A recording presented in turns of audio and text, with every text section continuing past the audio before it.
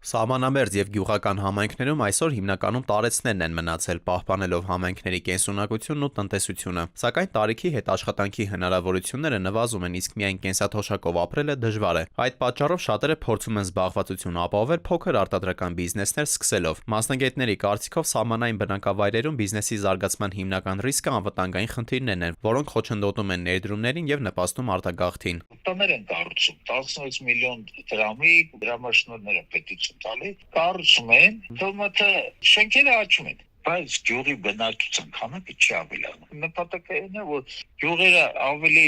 բնակչությունը շատանա ընդհանուր տնտեսական ակտիվություն կլինի բայց իրական պատմությունը ցույց է տալու որ շենքերը ավելանում են բնակչությունը չի ավելանում Կառավարությունը համայնքային մակարդակում տնտեսական շրջանառության աշխուժացման նպատակով առաջարկել է նոր նախագիծ, որով նախատեսում են աջակցել 63-ից 72 տարեկան քաղաքացիների բիզնես նախաձեռնություններին։ Այն կարող է ուղղվել տեղական պահանջարկ ունեցող փոքրածավալ արտադրական, ծառայությունների, արհեստագործական, գյուղատնտեսական, ստեղծագործական եւ այլ տնտեսական գործունեությունների իրականացմանը։ Ակնկալում են, թե դա կնպաստի համայնքներում փոքր տնտեսական նախաձեռնությունների թվի աճին, ինչպես նաեւ ընտանեկան եւ միկրոձեռնարկատիրական մոդելների զարգացմանը։ Ըստ փորձագետների ծրագիրը պետք է ունենա վերահսկման մեխանիզմներ։ Աջակցությունը տրամադրվում է ներկայացված գործարար գաղափարների գնահատման արդյունքում ձևավորված վարկանիշային ցանկի հիման վրա։ Մեկ շահառուի համար նախատեսվում է մինչև 2 միլիոն դրամ աջակցություն։ Իրականացումը փուլային է տարածքային առաջնահերթություններով։ 2 միլիոն դրամը որ տալիս են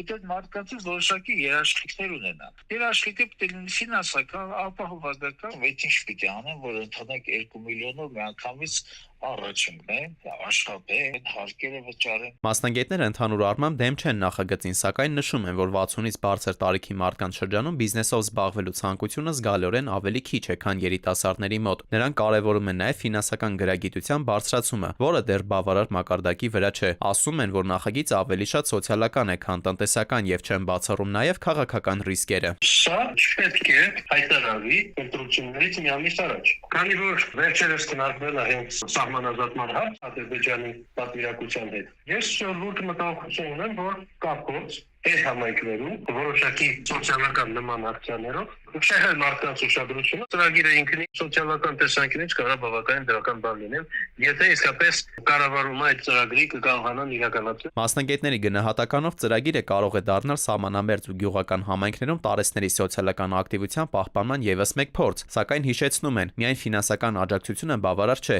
առանց անվտանգության, կայուն բնակչության աճի եւ երկարաժամկետ տնտեսական միջավայրի։ Դավիթ Թադևոսյան, ժամը լրատվական։